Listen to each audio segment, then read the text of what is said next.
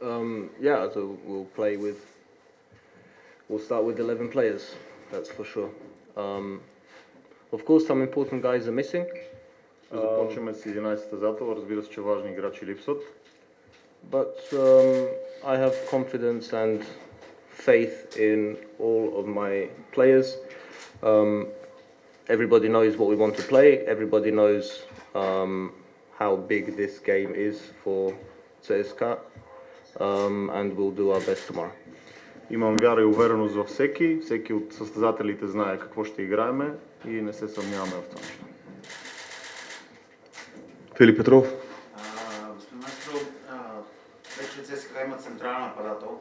По-спокойни ли сте в момента и как смятате да запълните контузения и тримата наказани футболисти?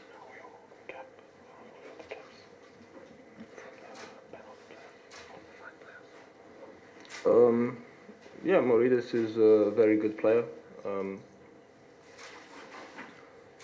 We were looking and thinking about him for quite a while because we needed to make the right decision, and he had a very good debut, and for sure he is a big help. Моридис е много добър състезател, ние мислихме и го проучахме много време и радваме се за дебютът, който направи, затова сигурно ще ни от помощ. Yeah, we have 3 important players who played against Riga suspended for this game, and 3 other players will play in their positions. Както знаете, имаме 3 важни състезатели, които са наказани след Рига, но пък имаме други 3, които ще вземат техните места. Заповядай. През последния сезон Адмира Вакер допусна 66 гола в 36 мача и в първата сезон по 3 гола и половина на матч. Ще излезе ли ЦСКА малко по-агресивен от първата минута?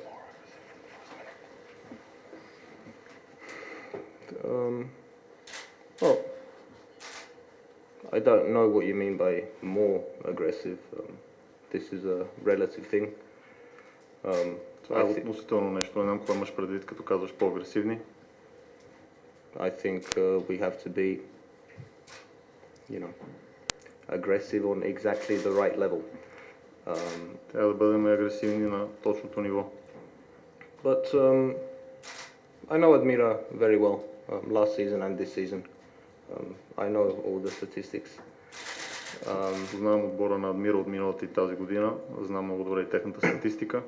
This is a young team, but a good team, and also a team which comes from a league which is substantially better than ours at the moment. So I have a lot of respect for Admira. Като цяло са млад отбор, много добър отбор и да бъдем честни, че тяхното ниво на лигата, в която играят, е на този етап по-добро от българското, затова имам респект към тях. Битви. Всъщност, господин Маестро, това исках да ви питам, тъй като миналия път казахте, че имаме нереалистична представа за нашето първенство. Всъщност, къде се нарежда България спрямо отборите, срещу които се изправя вие в момента? И като класа бихте ли сравнили сега с конкретно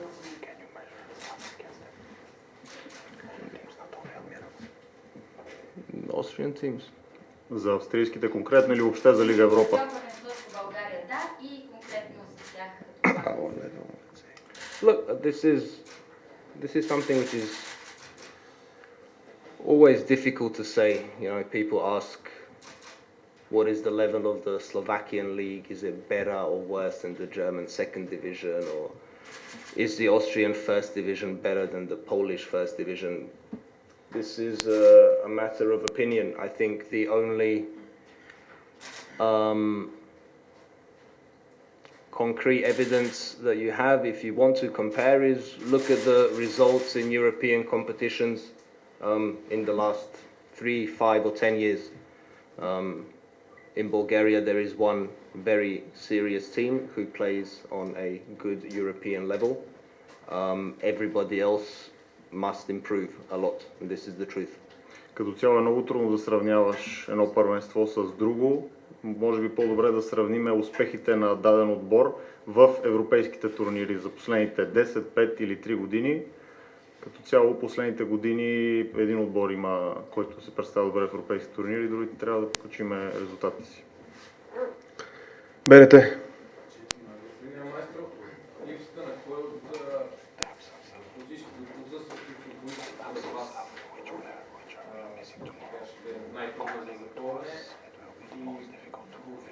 ли ще вземе някакво?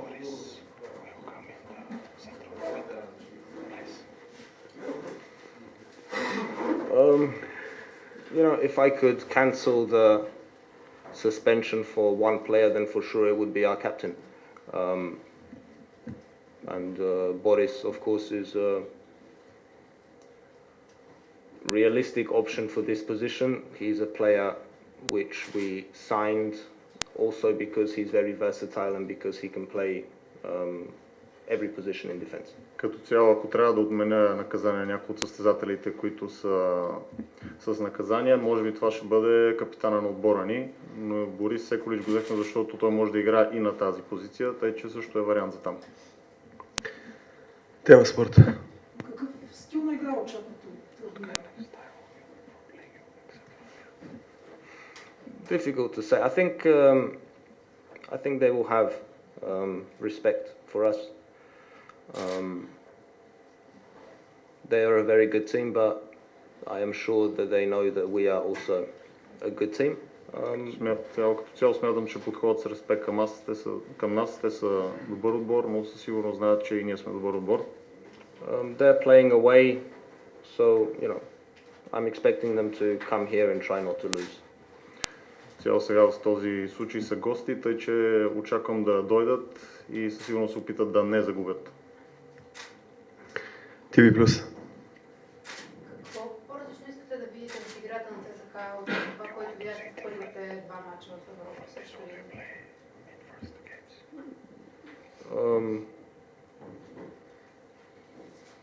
I very much hope that we have the same result. Apart from that, I don't really care. Надявам се да имаме същия резултат, т.е. успешен, другото не ме интересува. Нова телевизия. Кое ще бъде по-важно за ЦСКА? Ако трябва да отървите, да вкарате гол или да не допуснете такъв от перспективата, че първият гол е тук на Look, I don't know, man. This is like all kinds of calculations. I think this is a 50-50 game, realistically. I don't think it will be a big surprise if we win. On the other hand, I don't think it will be a huge surprise if Admira wins. From that respect, any win tomorrow would be a very good result for us. Като цяло това е матч, който ще бъде 50 на 50. Няма да бъде изненада, ако ние спечелим, няма да бъде огромна изненада, ако те спечелят. Филип Петров. Три матча вече сте официални 3 матча сте начало на ЦСКА. Кой матч искате да забравите много бързо и кой най-много ви хареса? Стила на игра на ЦСКА.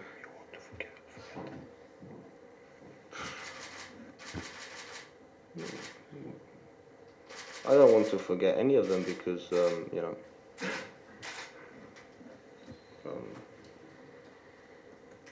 we didn't have any big disappointments so far, but like you said, it's only 3 games. Не искам да забравя нито един от тях, защото до сега не сме имали разочарования. Все пак са само 3 мача от тук. I thought we had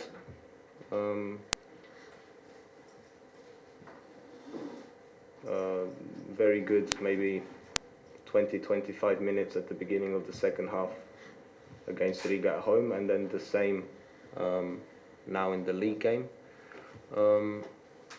And you know, we have to work very hard every day and try to prolong and increase these phases of dominance where we looked like a very good team. But, you know, it's not possible for 90 minutes, but it has to be for longer than 25 or 30.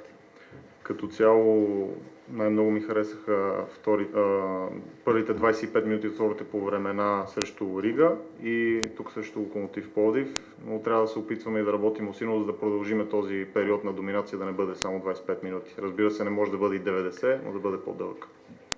Първо тема спорт. Малинов и Бодуров какво обясниха за изголването им след края на мача за червените картони? И вие самият имахте ли някакъв разговор с тях относно поведението им?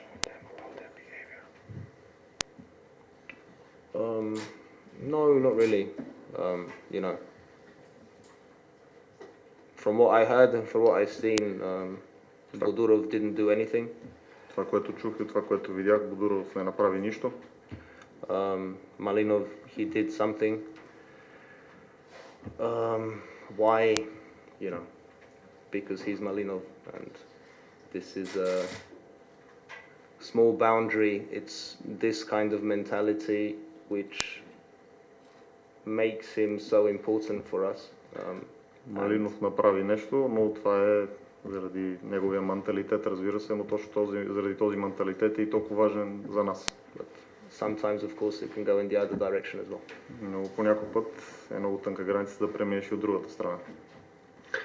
Колегата отзад. Още след първият кръг във вътрешното първенство казахте, че титлата от София, смятате ли, че това може да демотивира футболисти или да ги мотивира?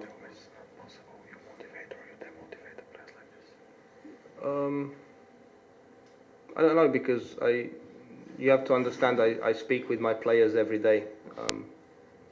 It's not that we train in silence and they only read newspapers. And what I say to you and what I say to them is not always the same. Or it's almost never the same. But after one game, you know, I know you like big quotes and big headlines, but you know, we need to be serious. After one game, we have to try to win the next and not think about championships or whatever. Като цяло това, което говорим тук пред вас и това, което говорим вътре в съблекана с футболистите, винаги са различни нещата.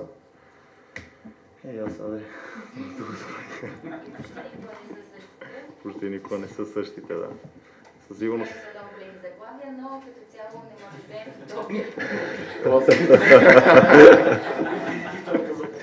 България on air.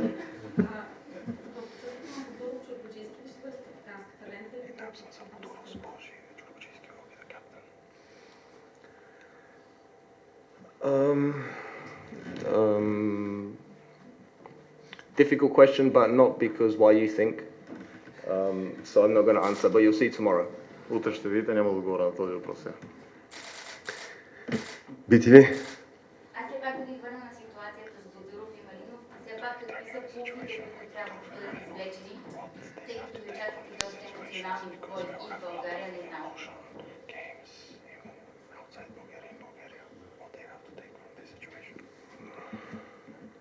Look, especially Bodurov has played in bigger games than away in Riga. He's a guy with a big career. He's played all over the world. He knows. You know, I don't have to reprimand them. They are not school children. It happens, and I'm sure it won't happen again. Цяло те не са деца, специално и за Бодуров. Този играл е доста по-големи мачове от този с Рига, тъй че няма нужда да им обяснявам сега. Знам, че повече няма да се повтори. Тема спорт. Казахте, че сте доволен от част от вторите програми. Какво е мнението за представянето на ЦСК през първите програми в трите мача до сега?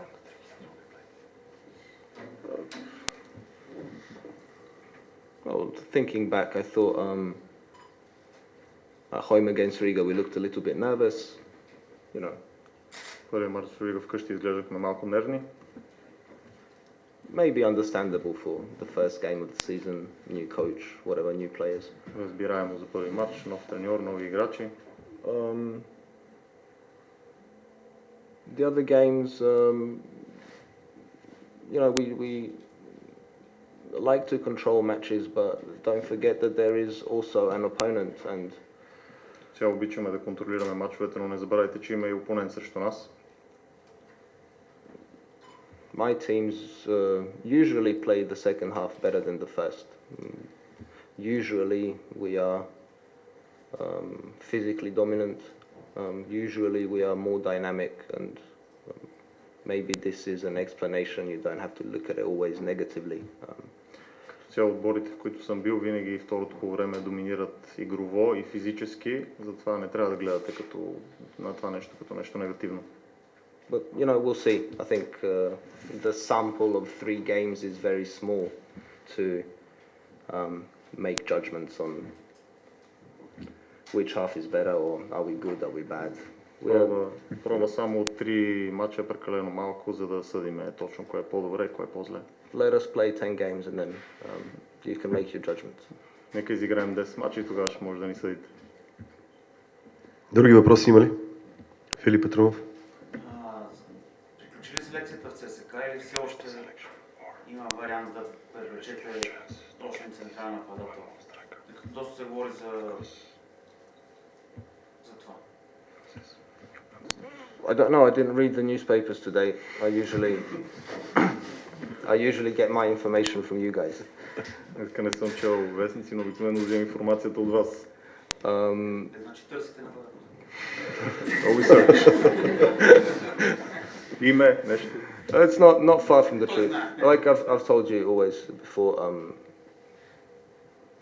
I don't know exactly because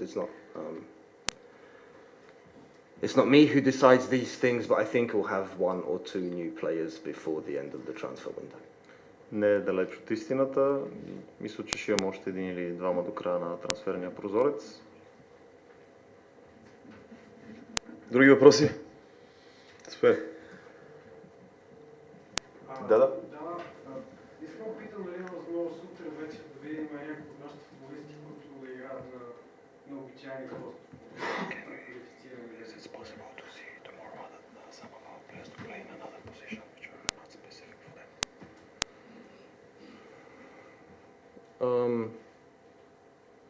Let me think. No, not really. Nothing crazy anyway. Няма да видите нищо лудо. The goalkeeper will be the goalkeeper and so on.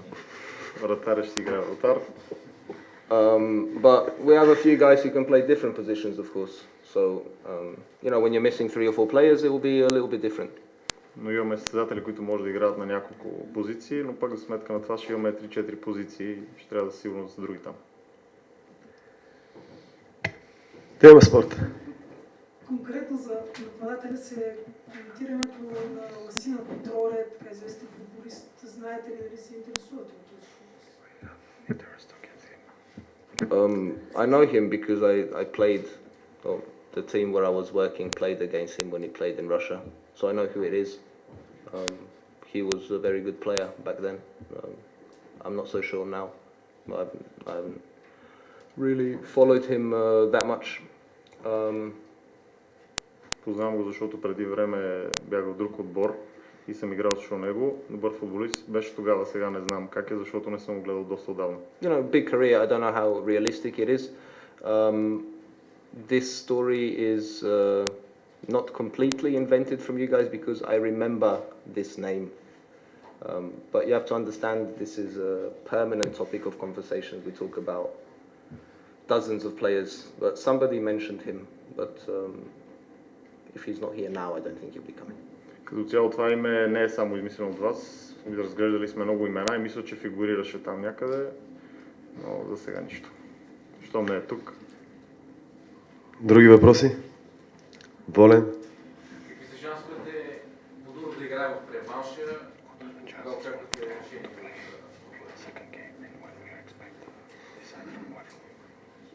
I don't know. I heard they decide on Friday. Yes. Like I said, I think he did nothing. This is what he told me also, and I believe him. Мятам, че не направи нищо. Това е това, което и той ми каза. So if UEFA is fair, then I hope very much that he will be with us when we play in Vienna. В петъка на 27 ще разбереме.